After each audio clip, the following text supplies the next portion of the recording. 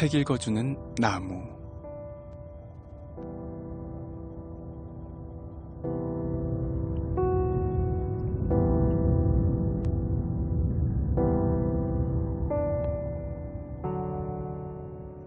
안녕하세요. BTN 불교 라디오 책 읽어주는 나무입니다. 오늘도 책을 열고 시작하네요. 책을 읽는 저는 힐링 스토리의 나무입니다.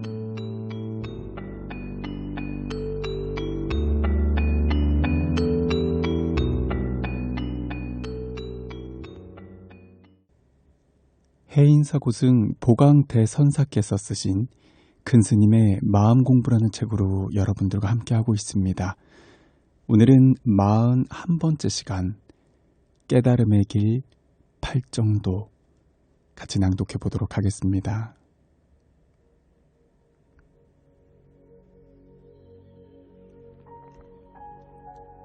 깨달음의 길 8정도. 불법을 배워 깨달아가는 과정을 신해행증 이 4단계로 설명합니다. 불법을 배우려면 무엇보다도 믿음이 있어야 합니다. 믿지 않으면 법문을 들어도 고지 들리지 않고 곡해하거나 귓전으로 흘려버리게 됩니다. 믿음이 분명해야 올바로 이해할 수 있습니다. 반대로 불법을 분명히 이해하지 못하면 진정한 의미의 믿음이 솟아나지 않습니다. 깨달음이 오면 부처님에 대한 존경과 믿음이 가슴 밑바닥에서부터 용솟음칩니다. 그리고 무엇이 옳고 무엇이 그른지, 어떤 것이 법다운 것이고 어떤 것이 법답지 못한 것인지 정확한 판단이 서게 됩니다. 바른 견해가 서야 올바른 실천이 뒤따르게 되는 것이지요. 확고한 믿음과 분명한 견해가 뒷받침되어 실천에 옮기면 반드시 결과가 따라옵니다. 결과란 바로 도를 깨닫는 것이고 일체의 번뇌로부터 해탈하는 것이며 열반을 증득하는 것입니다. 바른 믿음이 없으면 올바른 견해를 배울 기회를 얻을 수 없습니다. 그러면 욕심에 눈이 멀어 바른 길을 멀리하게 됩니다. 아지랑이 같은 업식에 이끌려 삿된 길로 들어서게 됩니다. 잘못된 길로 들어서서 얼마쯤 가다 보면 내가 지금 어디로 가고 있는지, 이 길로 가면 어디가 나오는지, 길을 가는 이유도 목적도 잊어버린 채 멍하니 걷기만 하게 됩니다. 지금 우리가 살아가고 있는 모습이 꼭 이렇지요. 옆에서 지금 잘못된 길을 가고 있다고 말해주어도 귀에 들리지 않습니다. 그렇게 한평생 고생해서 걸어가 도달하는 종착지는 수고만 많았지 아무런 공이 없는 곳입니다. 그래도 항아리 지고 가다가 떨어뜨려 깨졌다고 주저앉아 울고만 있을 수는 없습니다. 운다고 깨진 항아리가 다시 붙지도 않습니다. 부서진 항아리는 돌아보지 말고 미련 없이 떠나는 게 현명합니다. 지나온 과거를 후회하고 한탄할 것 없이 지금부터라도 불법을 배우고 올바른 믿음을 일으키면 새로운 길이 보입니다.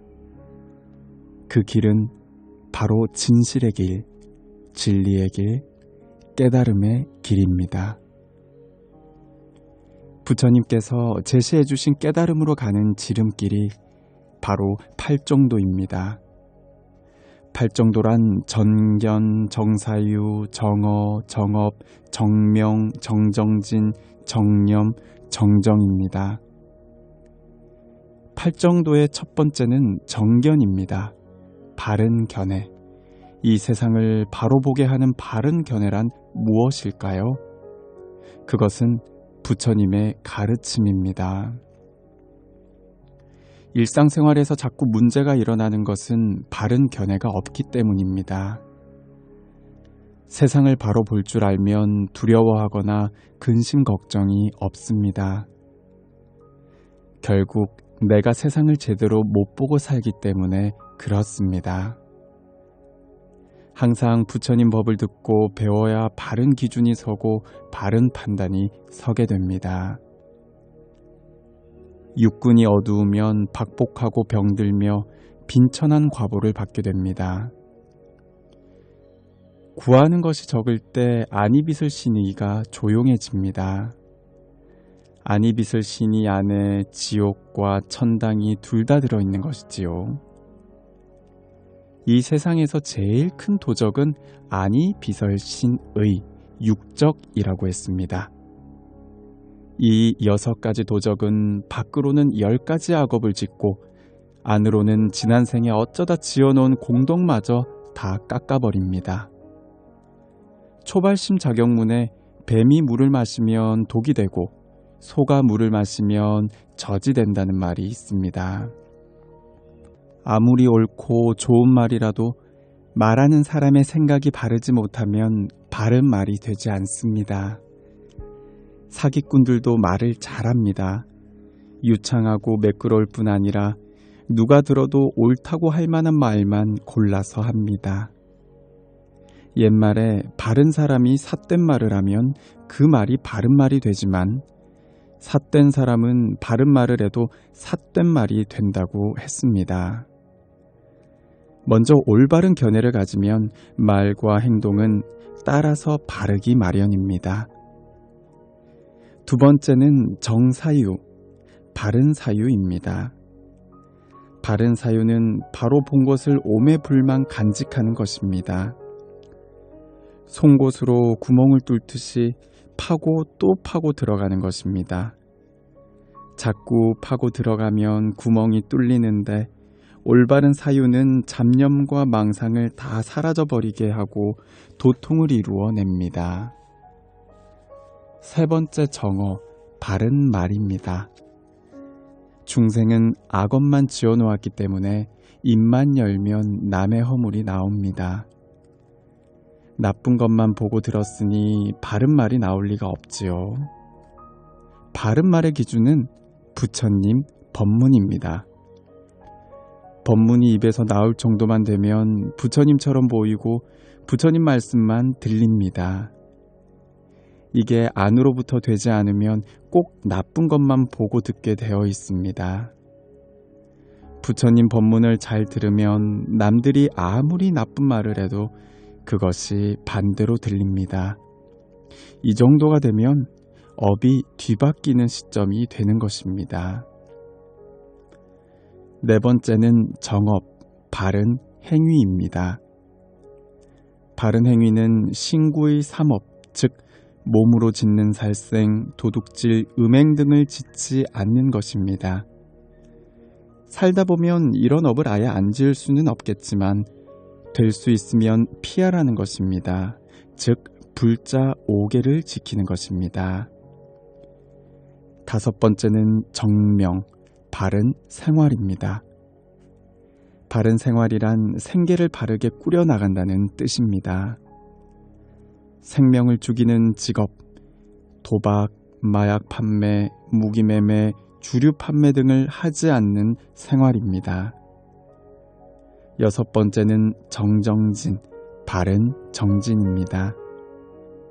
우리는 나쁜 업에 목숨을 걸고 술 먹고 노는 것에 땀을 뻘뻘 흘립니다. 그러나 경전을 공부하고 염불하라고 하면 손사래를 칩니다. 시간도 1분 1초에서부터 시작하고 인생도 지금부터 시작입니다. 지금 이 한 생각을 똑바로 가져야 현명한 사람이 됩니다. 어제도 내일도 생각하지 마세요. 오늘 내가 어떻게 바로 생각해서 바로 걸어가느냐가 중요합니다. 지금 내가 무엇을 하고 있는가를 똑바로 분별하고 바른 것을 그냥 그대로 하라는 말입니다. 이게 바른 정진입니다. 바른 생각이 어긋나지 않도록 오직 밀고 나가면 이것이 정진입니다. 정진을 하되 10년, 20년을 생각하지 말고 현재 1분 1초만을 생각하라는 것입니다. 그러면 지루하지도 답답하지도 않을 것입니다. 정진은 원래 다만 그냥 할 뿐입니다. 7번째는 정념, 바른 마음 챙김과 알아차림입니다. 마음을 잘 챙겨야 복을 받습니다. 하느님이 복을 주고 부처님이 복을 주는데 내 몸이 깨지거나 뒤집어져 있다면 그릇에 담기겠어요? 그릇은 바로 나 자신입니다. 그러니 복을 받으려면 현재 상황을 잘 알아차리고 마음을 챙겨야 합니다. 깨지거나 더러운 그릇은 안 됩니다. 바른 정진은 그릇을 깨끗이 닦는 것이고 정념은 항상 이 순간을 직시하는 알아차림입니다. 정념 중의 으뜸은 바로 염불, 참선, 화두입니다. 그래서 참선하지 않고 염불하지 않으면 성불하지 못하고 부처님을 친견하지 못한다는 것입니다. 천생연분이라고 하는 사람들이 있지요. 그 사람들은 전생부터 그 사람을 향해 오게 되어 있습니다. 온다는 것은 생각을 좁혀 들어오는 것입니다. 그러면 우리는 왜 중생만 만나는 것일까요? 부처님이 없어서 못 만나는 것일까요? 기도를 하면 감응이 있다고 하죠. 감은 중생, 즉 나이고 응은 불보살입니다. 기도를 해서 내가 부처님 생각에 맞추는 것입니다. 현재를 놓치지 마십시오. 8번째는 정정, 바른 삼매입니다. 바른 삼매는 번뇌로 인한 어지러운 생각을 버리고 마음을 평온하게 하는 일입니다. 선정 없이는 깨치지 못합니다. 깊은 삼매를 닦아 오매이려의 경지에 이르도록 하십시오. 화두를 들고 또 들고 놓치지 않는 자체가 바른 삼매로 가는 길입니다. 이와 같이 팔정도를 닦으며 정진하는 것이 부처되는 비법입니다.